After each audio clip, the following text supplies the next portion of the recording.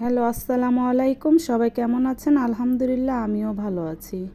আজকে অনেক দিন পর একটু চা খেতে ইচ্ছে করলো, তাই একটু চা বানাবো। আমি আজকে দুধ চা বানাবো।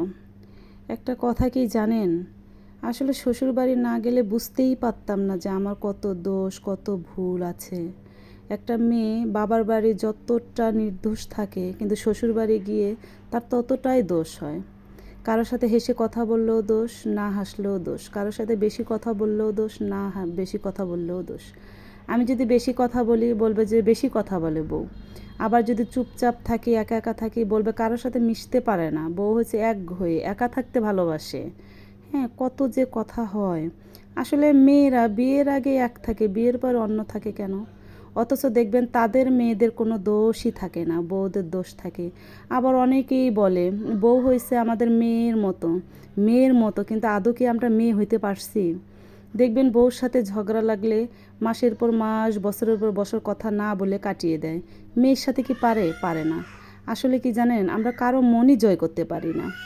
স্বামীরও মন জয় করতে পারি না, শ্বশুর শাশুড়িরও মন জয় করতে পারি না। কেন আমরা এরকম?